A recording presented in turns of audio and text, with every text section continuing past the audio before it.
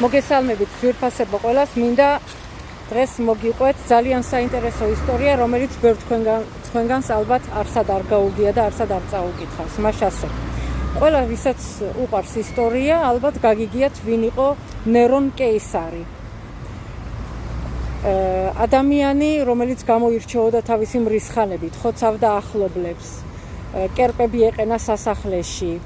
და ასე შემდეგ, როგორც შეეფერებოდა მის ეპოქას.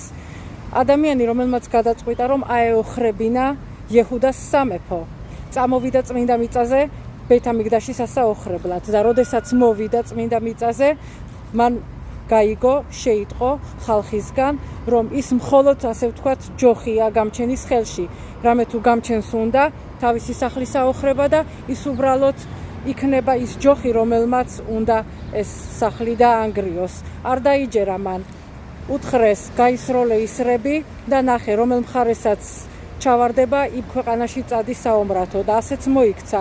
ყველა ისრები, რომელ მხარესაც არისროლა, ამოვარდა ქარი და იერუშალაიმის მიწისკენ დაეცა. ანუ ის მიხვდა, რომ გამჩენს სურს, რომ ის შევიდეს და იეჰუდას სამეფო ააოხროს. მაინც არ დაიჯერა ბოლომდე. უთხრეს ეკითხა ებრაელი ბავშვისთვის, თუ რა ისწავლა იმ დღეს და ბავშვმა უთხრა ის წინადადება, რომელიც წინასწარმეტყველებაში წერია.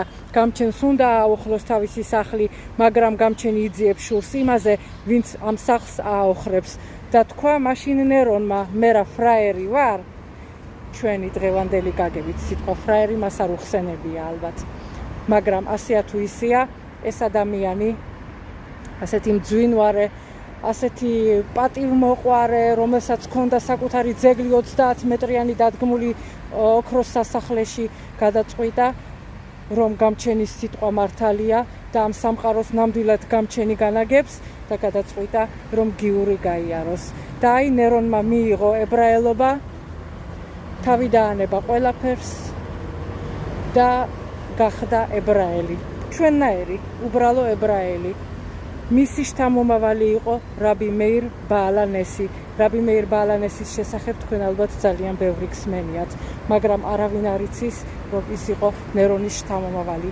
ისტორიკოსები ამბობენ, რომ ნერონმა თავი მოიკლა, მაგრამ ვისვენდოთ ისტორიკოსებს თუ ჩვენს წინაპრებს, რომლებიც წერენ მხოლოდ სიმართლეს დღემდე. ძვირფასებო, თუ მოგეწონათ ჩვენი ვიდეოროლი, გაუზიარეთ სხვებსაც, დაგვილაიკეთ, დაგვიწერეთ თქვენი აზრი, რის შესახებ გინდათ რომ კიდევ მოგიყვეთ გამჩენის დახმარებით.